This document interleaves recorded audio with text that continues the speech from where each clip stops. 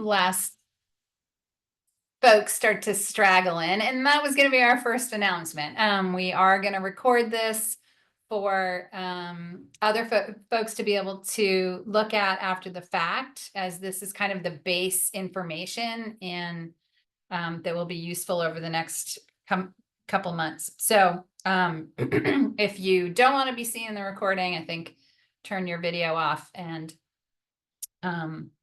we're going to encourage you to, as we go through the presentation, put your questions in the chat, and we will definitely have time at the end to answer questions. But I'll start by introducing ourselves collectively.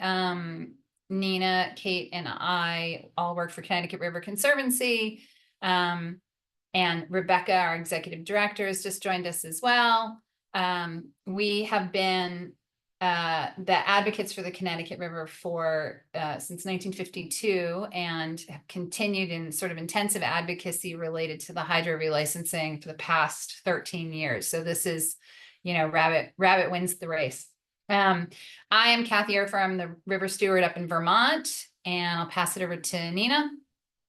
Hi, everybody. My name is Nina Gordon-Kirsch, and I'm the river steward in Massachusetts. And hello, welcome everyone. I am Kate Buckman. I am the river steward for New Hampshire at CRC. Great.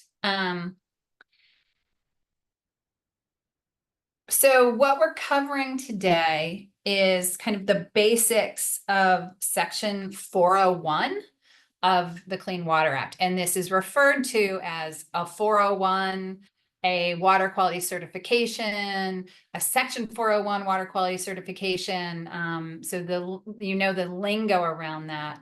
And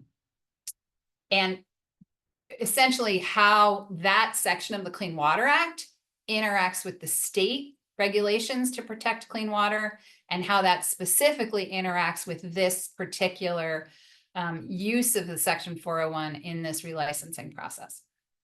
So with that, I will hand it over to Nina to do a little bit of background on the Clean Water Act. Hi, everybody. Thanks for joining us. So some background information is that in 1948, the Federal Water Pollution Act was the first ever U.S. law to address water pollution. And then in 1972, the Clean Water Act was passed, which made a bunch of very significant amendments to the 1948 Act. Those amendments include regulating pollutant discharge into the waters of the United States, including discharge from dams, implementing pollution control programs like setting wastewater standards for industry, set water quality standards for all contaminants in surface waters, regulate discharges of pollutants from a point source through permits, funded the construction of sewage treatment plants. For instance, many of our sewage treatment facilities here will treat our water before they flow back. The water flows back into the Connecticut River. And planning for non-point source pollution. And next slide. All of these amendments are a lot to oversee and to make sure that they happen. So there's a number of different programs that we have in the US here to implement those amendments and make sure that they're actually happening. And one of those is the 401 certificate, which we're going to talk about in depth today.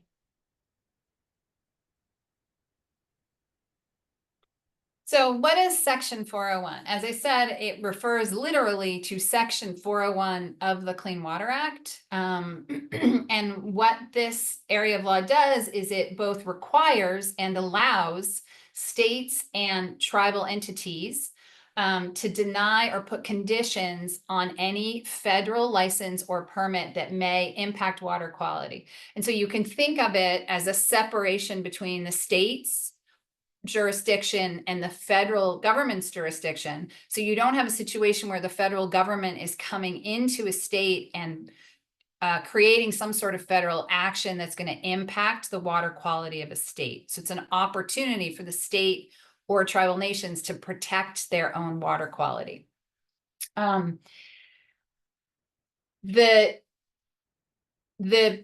what triggers Section 401 is a discharge from an entity, an industry, something like that. So in this case, with the hydroelectric dams, it's actually the discharge of into the waters of the United States, which triggers this Section 401 authority.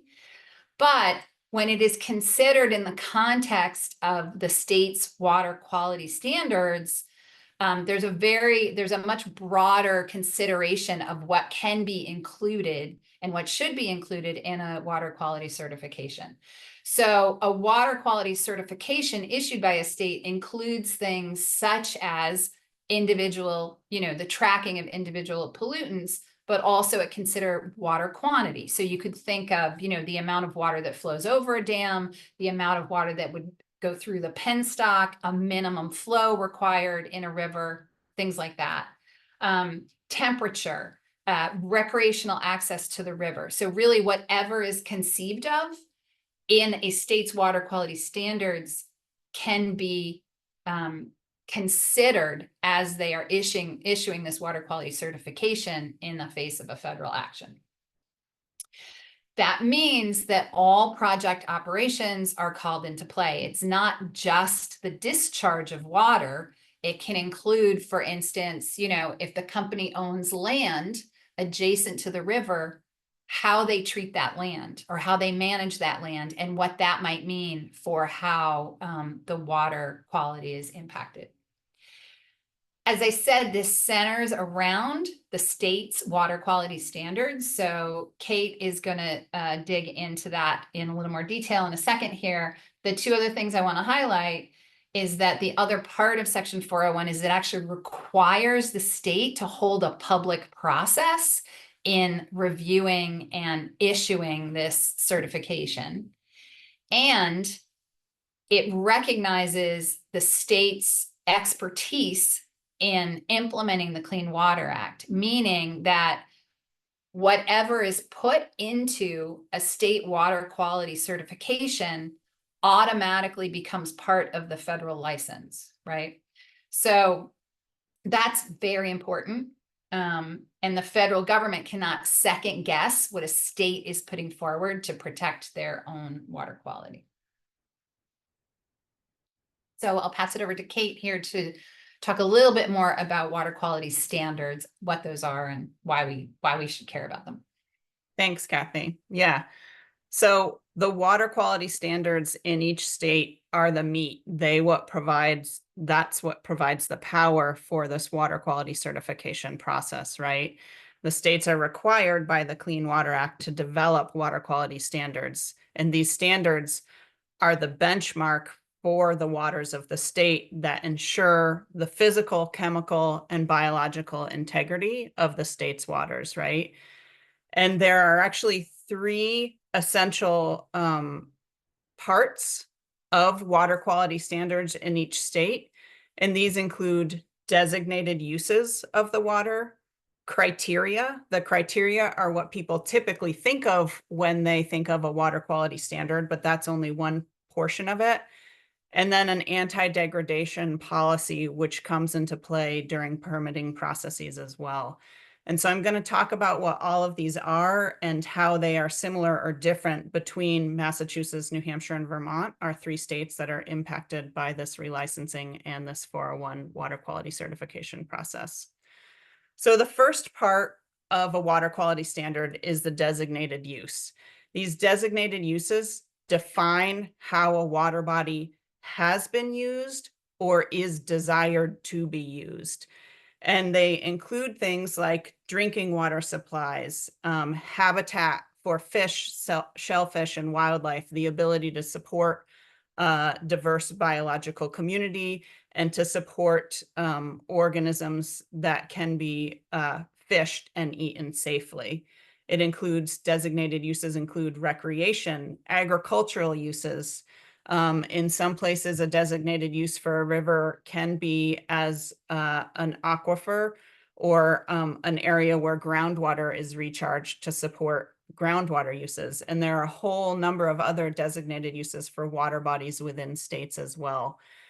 once a use is designated, it needs to be protected, right? And so these designated uses may not currently be attained, but they are still designated and they need to be protected, and we need to try and work towards attaining them. So an example of that might be an area or a lake has a designated use of primary contact recreation, which would mean skin to water contact, so something like swimming. But due to some discharge somewhere, there is too much coliform bacteria in the water, and so it's actually unsafe to swim there. So that designated use of primary contact recreation is not being attained, and so we need to work towards that, right? And so these designated uses are what sort of define how we want to utilize that water body and what we want to protect during the use of it. And states will classify their water bodies into different tiers, and these designated uses may differ with each different classification. And we'll see some examples of that in a few moments.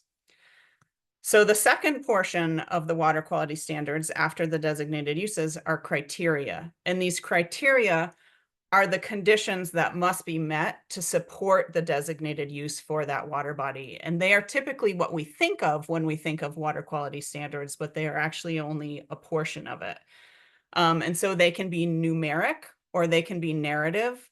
A numeric criteria might be something like the pH needs to be between 6.2 and 8.1, or discharge needs to be contain below a certain amount of nitrogen in it, or the temperature of the water can't be changed above this particular point in order to protect a designated use of fisheries, say. Bacteria counts are often used for numeric criteria as well as dissolved oxygen to support the biology in the river. Narrative criteria are typically a little bit more subjective, but also powerful. And many narrative criteria come into play through statutes protecting aesthetics. So you want your river to look like you want to go boating or swimming or fishing in it, or whatever that designated use is, right? It needs to be, the aesthetics need to be such that you want to look at it and use it in the way that it's intended to be used. Narrative criteria also come into play around things like silt and sand deposits. We'll talk about that a little bit more later, or supporting aquatic life. Often the criteria will just say it needs to support a diverse community of life, and how that gets defined comes down to each state's enforcement agency in terms of what they are defining that narrative criteria as. And then the third portion of water quality standards is the anti-degradation policy. And this is actually, I think, the most confusing aspect of water quality standards. At its baseline, all the anti-degradation policy does is ensure that water quality is improved and not diminished during permitting processes. And it is broken down into 3 tiers. And so the tier 1 anti-degradation policy is sort of the bottom line. It is the baseline minimum level of protection for all waters. And within the Clean Water Act, it says that it must provide for the protection and propagation of fish, shellfish, and wildlife, and provide for recreation. So that's the bottom line of how all waters want to be used and must be protected in order to be used. And so the propagation of fish, shellfish, and wildlife and recreation, that needs to have demonstrated to have occurred since the actual date of November 28th, 1975, in order to come into play in this anti-degradation process. It doesn't need to be occurring right now, but it has to have occurred at some point since then. And this tier 1, we need to show that the water quality is suitable for that baseline level of use to be attained. You get into higher quality waters and you have a tier 2 protection, and this is where current water quality exceeds the levels necessary to support the designated uses. And so when issuing a permit under this tier of the anti-degradation policy, the water quality may only be lowered under certain proscribed circumstances. And then the highest tier applies to outstanding national resource waters. And this applies to waters where ordinary use criteria may not be sufficient. And what that means is the quality of these waters are so high, they are so much above what that use criteria is, that this tier 3 anti-degradation policy applies to it, in that we cannot lower the quality of those waters under any circumstances in most cases. And the anti-degradation policy is a little bit trickier to wrap your head around than the designated use and the criteria, but all three parts make up water quality standards in each state. So what do these standards look like in Massachusetts, Vermont, and New Hampshire? I'm not going to read all of this text. I know it's a lot, but what I'm showing here is in Massachusetts, Massachusetts classifies their waters into Class A, Class B, and Class C waters for freshwaters. And you can see under these classifications, there are different designated uses for each class. And so all of them need to provide habitat for fish, other aquatic life, and wildlife, right? But the Class A classification says it is excellent habitat, whereas Class B and C just says that habitat needs to be there. You can see there's some differences. Class C is secondary contact recreation only, whereas Class A is primary and secondary contact. And there are some differences in terms of treatment of the water before it can be a drinking water or a public water or an irrigation supply as well. So this is Massachusetts. The next slide we're going to look at is classification in New Hampshire. And you'll see that New Hampshire only classifies waters as Class A or Class B. Class A is the highest quality. You're not allowed to discharge sewage or waste in there, and it can be used for a water supply with adequate treatment. Class B is the second highest quality, and you can see this is pretty subjective. No objectionable physical characteristics, right? And then no disposal of sewage or waste without treatment. And so this looks a little bit different than what the Massachusetts classification and designated uses are, but these are what the criteria in New Hampshire need to support. And here we are in Vermont. This again looks a little bit different. Vermont provides different protections and designated uses for the rivers depending upon the elevation, right? So high elevation headwater streams are classified a little bit higher. They're either A1 or B1, and they get a little bit more protection than the lower A2 or B2 classifications. And you can again see there are differences in treatment between public water supplies, between uses for primary and secondary contact recreation, between being in a natural or an unmodified condition and a modified condition, but still looks good and still can use it for the designated uses of habitat, recreation, fishing, etc. So in all three of our states, the section of the Connecticut River that is impacted by these facilities is by and large classified as Class B. And so here on this slide, you can see we've put together just a comparison of the Massachusetts, New Hampshire, and Vermont classifications for Class B waters and what designated uses are contained under them. Obviously, there are some language differences between the different states, but the baseline is it needs to provide habitat for fish, wildlife, other aquatic life. You need to be able to recreate in it. You need to be able to use it as a public water source with appropriate treatment, and that it can't be super gross. It can't be objectionable. So what does this actually mean in terms of how do we measure whether we're meeting those designated uses, and how do we know whether we're attaining them, particularly when we're altering the river through something like a hydro facility, right? And so there are a whole slew of criteria in each state.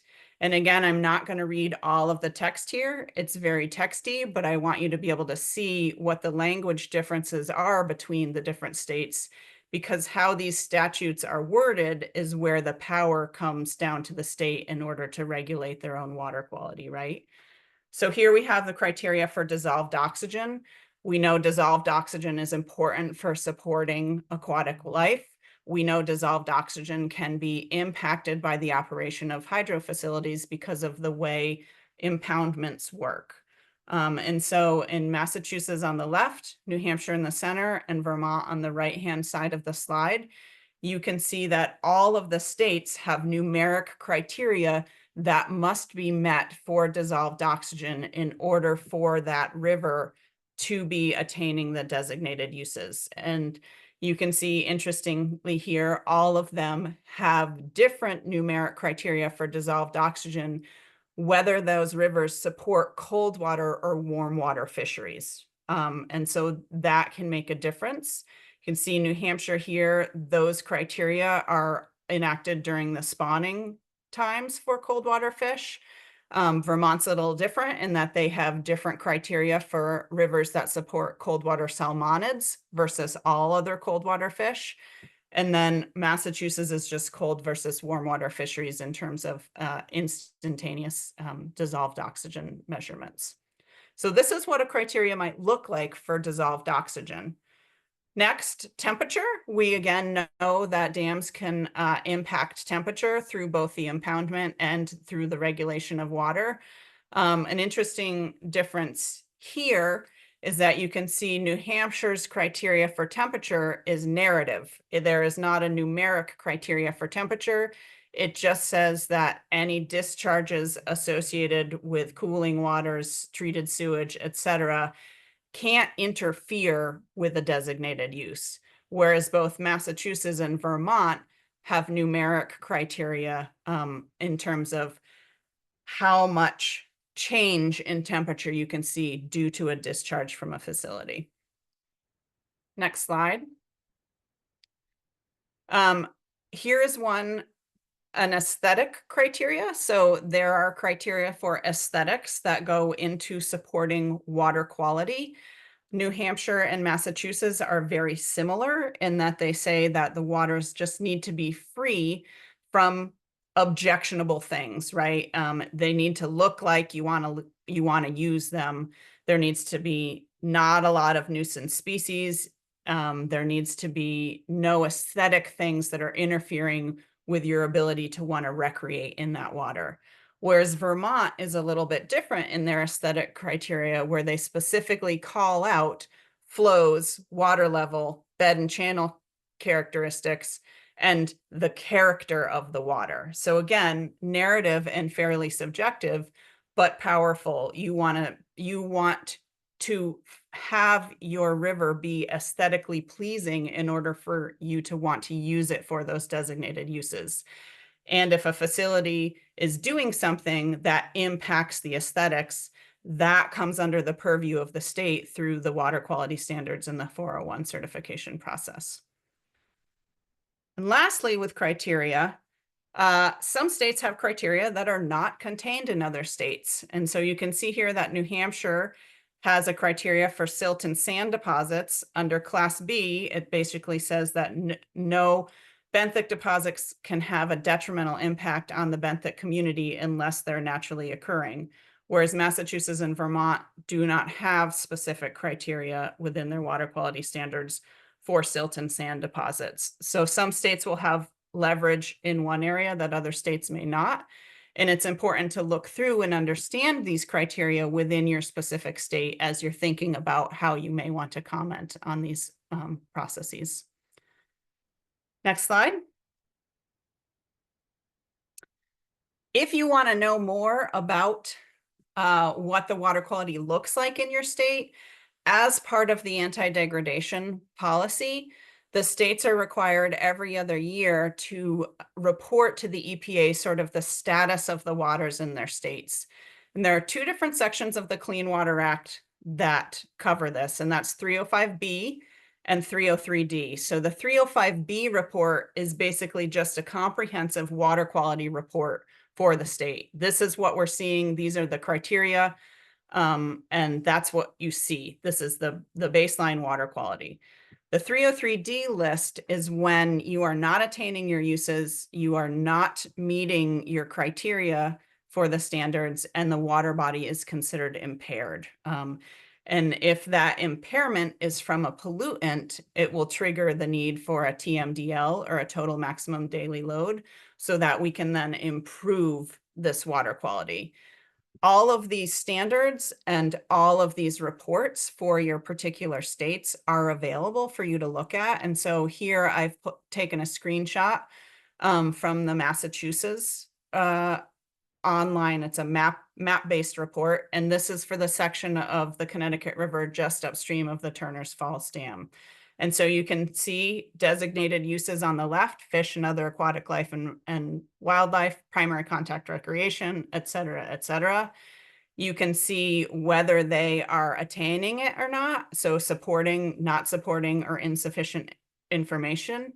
And you can see if they know why that use is not being attained. And so for like fish, other aquatic life and wildlife, the cause for one of them, they've attributed to alteration of in-stream side or littoral vegetative covers, and said the source of that is stream bank modification and destabilization. So there's a lot of information in these reports if you want to understand what the current state of water quality is and how that may be interacting with hydro operations. Next slide. This is what it looks like from New Hampshire. So again, it looks a little bit different. They've color coded it, and they've put on there whether that TMDL is a priority for the state and the EPA to implement if it's based on a pollutant. And so I would encourage you, if you are interested in this process and interested in commenting on the draft 401 water quality certification when it comes out from your state, to go look at some of these reports and get a better feel for the water quality standards and how they're interpreting them in the 303D and the 305B lists for what water quality is and whether water is impaired. And in order to do that, you can visit these websites that are available on the next slide, and Nina is posting in the chat. And we are also always happy to answer questions from you all. If you are looking through these and having trouble interpreting them, don't hesitate to reach out to us. But that is a very fast and very brief and wordy primer on what comprises water quality standards. So again, designated uses, criteria, and anti-degradation policy, and how those are the baseline for implementing this water quality certification process. I'm going to pass it back to Kathy to talk about that aspect a little bit more.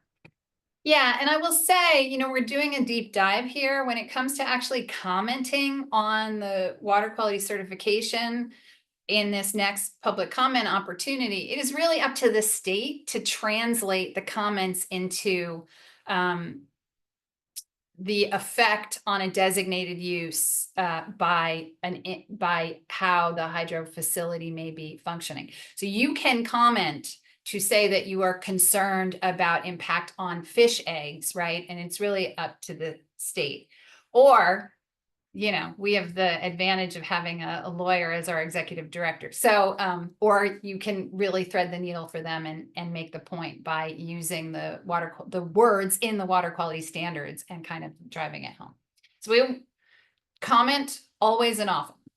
So a little bit about the process of the water quality certification, so you kind of know where we are in the process and how this unfolds.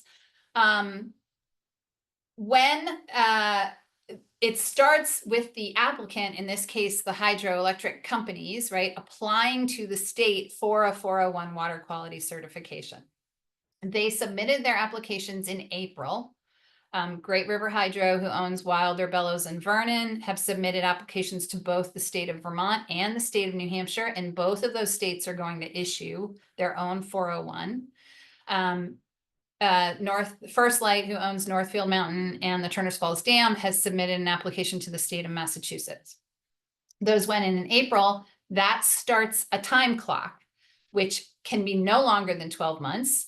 And basically the state agency and the federal agency, in this case FERC, needs to come to agreement as to what is a reasonable amount of time to complete this water quality certification public process and issue a final certification. So FERC, you know, that application goes in, the state notifies FERC that they have a complete application. FERC and the state agree in this case that a final water quality certification has to be submitted by mid-April of 2025. So we are in the middle of this 12-month time clock in this process. When the state then walks through a public process, right? And so that includes informational meetings. It includes then issuing a draft water quality certification, and then a formal public hearing and a public comment period to respond to that draft water quality certification. The state has 4 options in issuing or denying a draft certification. They can grant it and basically say, yes, this is fine. It's not going to impact our water quality. Go ahead. They can grant it with conditions. They can waive it by notice or inaction, right? So they can either verbalize and say, we are going to waive our authority and we will not issue a 401 water quality certification, or they can do nothing, in which case it will automatically be waived, which is not an ideal scenario, or they can deny it, right? So if they feel that the action by the applicant is going to have detrimental impacts on the water quality of the state, they can deny a water quality certification. And that essentially means that FERC cannot issue a license. I'm going to dig a little bit more into this idea of granting with conditions, because this is a really important leverage in the water quality certification when it comes to state actions and a license. So what are conditions? Conditions are basically the state requiring the applicant to do particular things to ensure that they are protecting water quality. Some examples of that, and this is taken from some of the Vermont 401 water quality certifications that have been issued.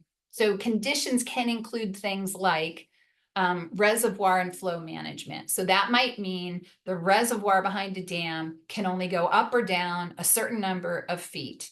And when it comes to water quality standards, that could be to make sure there's not erosion coming out of the bank. That could be to protect aquatic resource, aquatic organisms that live in that area. So there's direct connections to the water quality standards in terms of like what that requirement is protecting.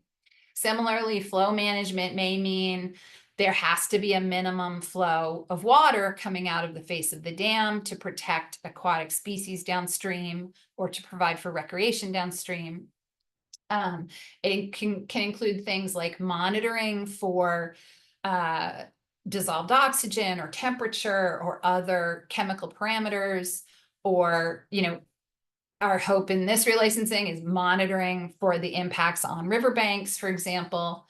It can require monitoring mercury levels in fish in the reservoir, which is one of the requirements for the 15 Mile Falls projects. It can require conditions that include like a forest management plan so that how the company is managing the land around a reservoir does not have detrimental effects on the water quality. It can include requirements for public access or erosion control or trash disposal. In the case of hydroelectric facilities, they have trash racks, which as the water flows downstream, the trash racks actually catch trash. And so there can be conditions as to the size of those trash racks, how that trash is disposed of, how often it's cleaned, things like that. The other important thing to consider about the conditions is that these are going to be 30 to 50-year license. So when they're issuing the water quality certification, they have to consider what conditions need to be in place for the life of that license that will continue to protect water quality decades in the future. And so in some cases, in many cases, the water quality certification will also have a reopener clause, right? Which means that there's an option for the state to open it up if there is a change that occurs that needs to be addressed to make sure that we're protecting water quality. I will pass it back to Nina to provide some kind of specific examples in this relicensing for the First Light projects. These also are very similar for the Great River Hydro projects, and I may interject some examples for Great River Hydro. Thanks, Kathy. We're getting a lot of information here, so just take a deep breath. We're getting through it, and thanks for learning with us today. So specific issues regarding the designated uses and criteria that are occurring currently with the First Light project in Massachusetts are some of them have criteria that are not in compliance with the 401 standards. So, and designated uses that are also not in compliance with the 401 standards. So I'm going to talk about those. For designated uses, the flows below Turner's Falls Dam can be as low as 100 CFS in the current license. And you can see this picture here on the right. This goes against the designated use for fish habitat. Our fish are not able to swim or migrate in such low flows of water. And it's also going against the recreation designated use. If you try to put a boat into this bypass reach section of the river at 100 CFS, you're not going to get very far and your boat might get pretty damaged. And a third piece is aesthetics. So as you can tell, this doesn't actually look like a riverbed. It looks like soil, it looks like rock, and the aesthetics of a river should be a beautiful river with lots of water in it. And that's why we're advocating for 1400 CFS in this section of the Connecticut River. And a similar example from Great River Hydro, when you consider flows, could be under recreation, the ability for there to be whitewater recreation and specific flows released to support whitewater recreation in areas of the river where there could be good whitewater paddling. And then for criteria in Massachusetts, the Northfield Mountain Pump Storage Facility causes erosion. So there's a lot of fluctuation in river height due to the pumping up to Northfield Mountain Storage Facility. And the water fluctuation causes the stream bank, the sides of the river, to erode into the river. And this causes a change in dissolved oxygen. It also causes a change in the total suspended solids. And there's an aesthetic piece as well. So when there's that much erosion happening, it's not meeting this criteria, these different criteria. And similarly, one of the concerns for the Great River Hydro projects is with their change in operations, moving to run of river, there's going to be a change in sediment, where sediment flows through the river, where it deposits. And that may very well mean that there's a release of kind of stored phosphorus that has been attached to the sediment. And so that is a criteria that needs to be looked at in terms of phosphorus in the river as a result of the change, the positive change in operations. And another place where these hydro projects are not in compliance with criteria is, again, back to the flows below Turner's Falls Dam. When there's such low flows, it doesn't meet the water temperature criteria for Massachusetts, and it also doesn't meet the aesthetics criteria for Massachusetts. And you can see again in the picture here that that should be a riverbed, and instead the aesthetic value is plants and rocks.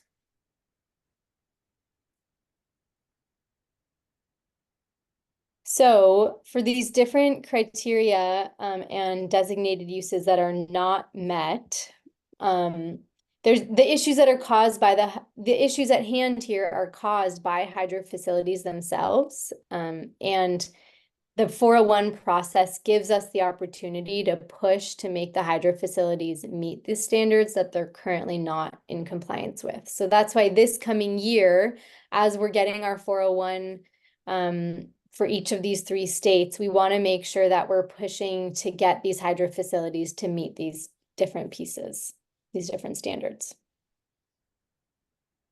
So the timeline, as I said, we're in the middle of it. It really kind of started in April. There's a different timeline for each state. So it's actually a lot to keep track of. So in Vermont, We have public information sessions that are being put on by the Vermont DEC that are actually occurring this week. So the first one is tonight in Brattleboro. And I think Nina will stick a link to our website, our events page, which has all of these listed out. So the state is having one for each of the facilities. The one in Brattleboro tonight will be focused on the Vernon facility. And then I think Wilder is on the 7th in the Upper Valley, and Bellows Falls is on the 8th in Bellows Falls. In New Hampshire, CRC is actually hosting public information sessions, similarly one for each of the facilities, and those will occur next week. And so you can get those dates from our events page. Massachusetts will have their next public information session in October. And then after these public information sessions, each state will issue a draft water quality certification. We expect that to be issued in Vermont and New Hampshire or sometime in September. We don't have specific dates for this. It's going to kind of unfold in each state. So to stay in contact with us to unfortunately keep track of it. In January, that we expect that draft water quality certification to drop in January in Massachusetts, sorry. And then after that draft water quality certification is issued in each state, there will be a formal public hearing where you can go and provide verbal comments, and also a formal comment period, which will likely be 30 days in each state. So as you can see there, we expect that comment period to be September, October in Vermont, possibly October, November in New Hampshire, and then January to February in Massachusetts, with the idea being that all of this has to be done and the final water quality certifications have to be submitted to FERC by mid-April 2025.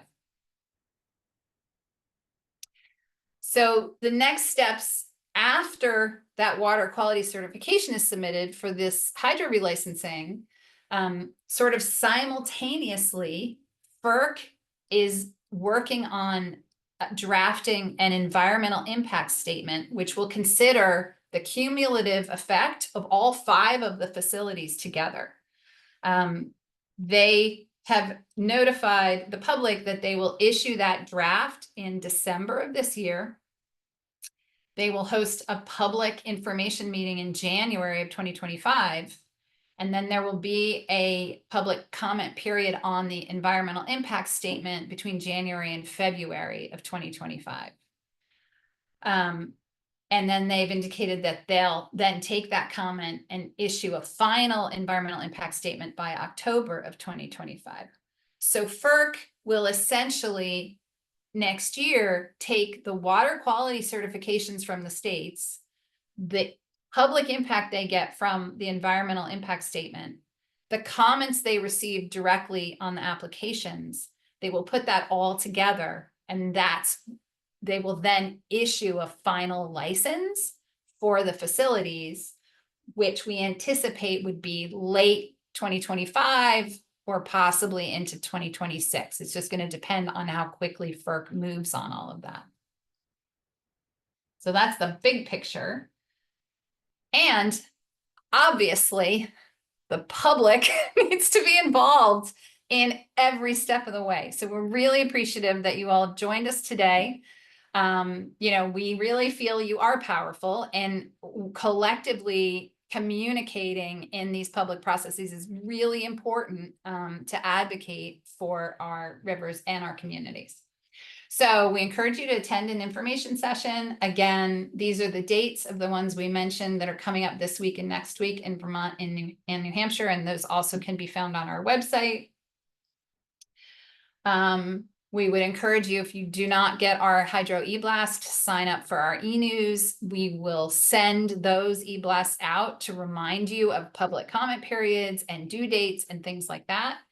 And we are here to help you. So we're always glad to answer questions, come talk to organizations or select boards and help sort of unpack this public process so that we have equitable access to protect our river.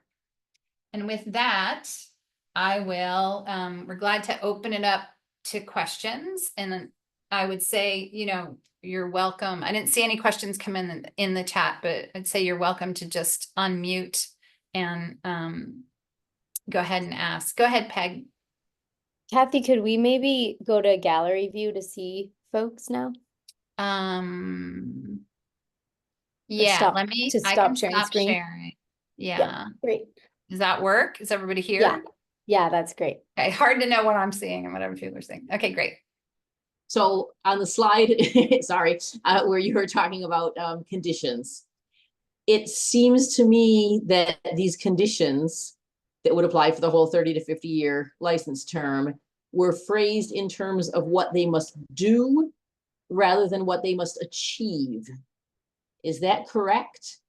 And if so, for example, if there's a condition put on that says you have to monitor the blah blah, and could you continue that condition to say, and if you don't, you know, and if the mercury in fish gets worse, that's a bad example because they probably don't control that one, but let's pretend they do. Could the monitoring increase, or could something else have to kick in, or would that shift from condition from condition to criteria?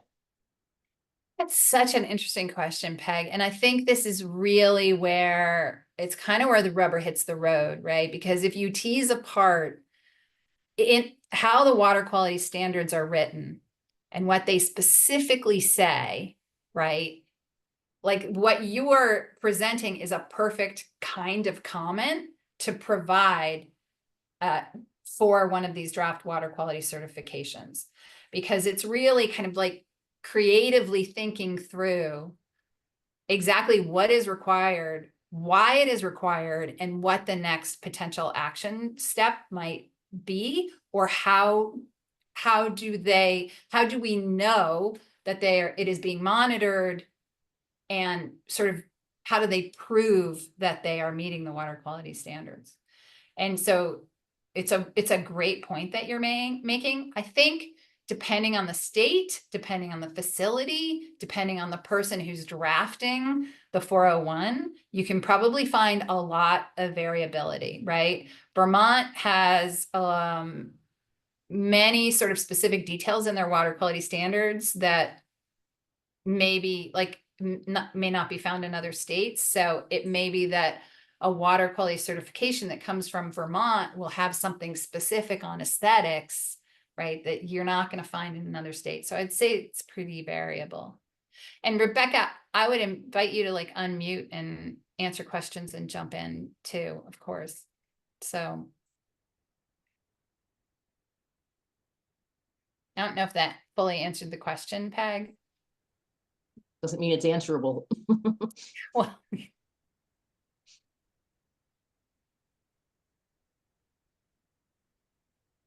And I think a lot of times there is a condition in these water quality certifications that the very first condition is that they must comply with water quality standards. And so there can be additional conditions beyond that that address specific standards, right? But I think ultimately, if they are not, because of operations, if they are not meeting that standard, then the whole process of the state level process of getting to a use attainment comes into play. But it's a really interesting question, and I am. So Yeah. Could conditions be phrased in terms of if this, then that? Yeah, they could be. we have to lobby to get the state to write them that way. You know, and this has been, because the license is so long, I think this has been one of the questions that we've been pondering for years, right? Is like, how do you get the license to say specifically in the language requirements that essentially lead towards some adaptive management plan, right? So that you're not just saying, here's this flat condition, and 20 years from now, something has changed and we don't get access to fixing it because of how that license condition is written. So I really think like that kind of feedback to the state, specific comments to like really tease that out, is actually really important. And it's also really important for the states to have the public commenting on that, to give them the strength to put that in a final water quality certification, right? Like they're going to write what they're comfortable with. And if there is not the public sort of pushing them, they're not going to go beyond that because, you know, the state could issue a water quality certification that we're pleased with, but Great River Hydro may hate and appeal, right? Or they could issue one that Great River Hydro is kind of pleased with, but we may decide that's unacceptable and appeal. So, yeah.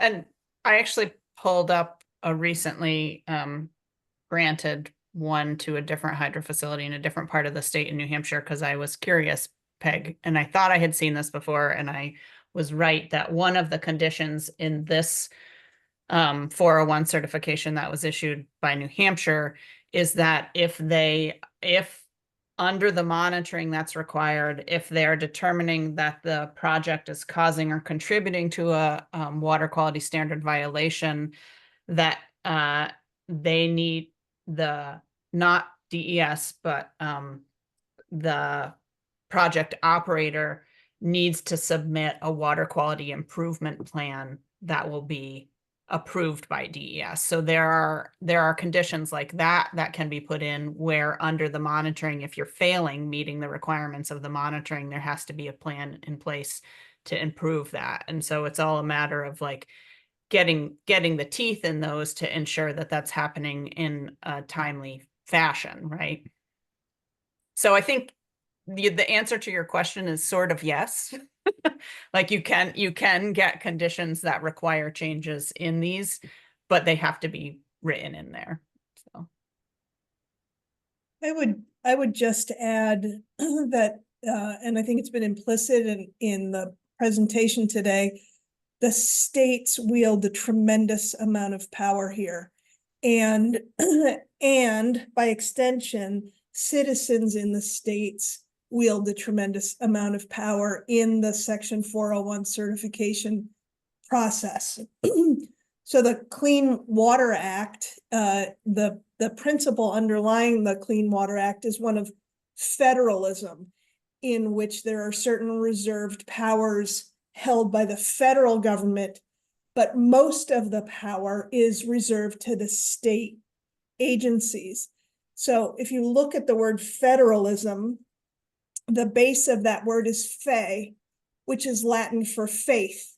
So we have faith that the state agencies are going to craft sufficiently protective water quality standards, either narrative or numeric, and that they are going to best understand the designated uses and the classes of water within the state. So it's the Clean Water Act 401 certification process puts the faith of federalism on state agencies and the citizens to say what conditions are appropriate for the water quality certification, and, which I think is a remarkable thing, gives the state agencies complete and total veto power.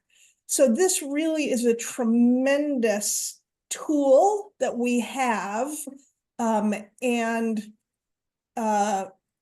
because we are residents of the states can and should and will listen to us.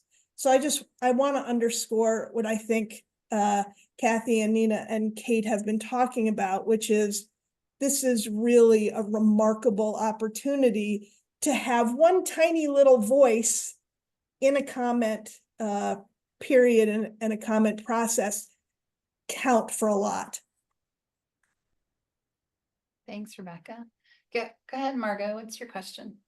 So I was thinking about New Hampshire and Vermont side of things, and because the river, I'm guessing from the presentation that there is weight from both states going into this. Does Great River Hydro view anything differently at the different dams based on whether things are located in Vermont, New Hampshire? Is there a different weight applied, or do both states have equal Yeah, both effect? states have equal opportunity and responsibility to protect their water quality, even though the boundary is closer to the Vermont side. So in this case, it doesn't really matter. Like both Okay. states get their voice.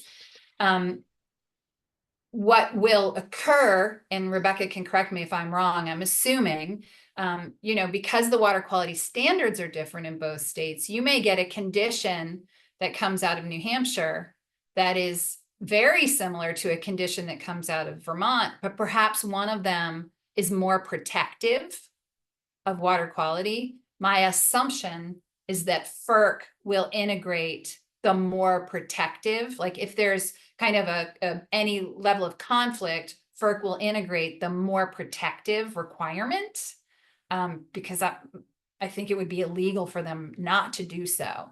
So interestingly, FERC's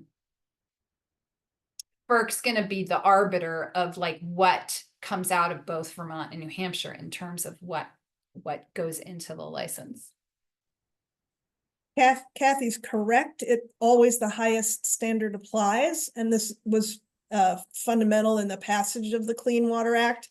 We didn't want to have a race to the bottom, like whoever has the lowest standards wins, because all industry flocks to that state.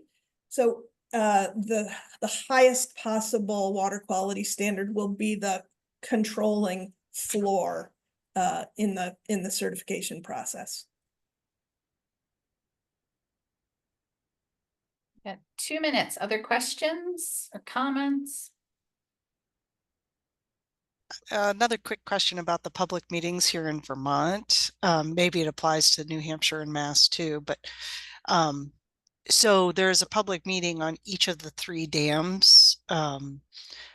Is the same information being presented at the different meetings, or is it very specific to that dam? On the Vermont side, I don't actually know. So it is the state, it's Jeff Crocker from the Department of Environmental Conservation that is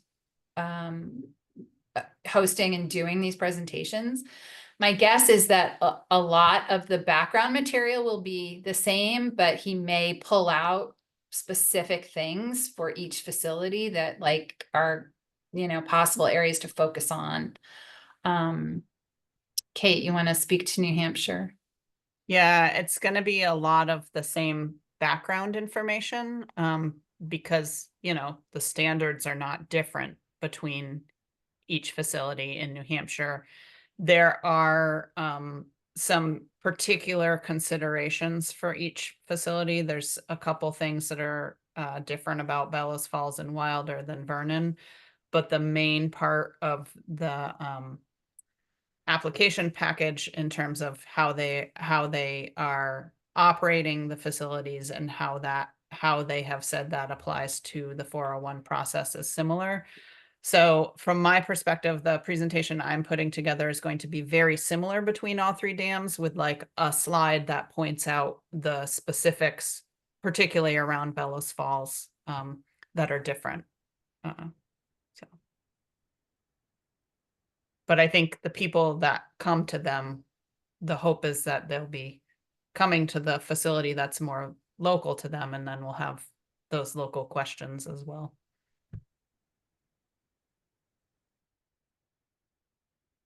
Awesome. Well, it is 1 o'clock. I want to respect everybody's time. So feel free to jump off if you need to. And, you know, we're glad to answer any additional lingering questions if there are more. Thank you Thank for you, offering this everybody. deep dive. Yeah, thanks everyone for coming. We appreciate your participation.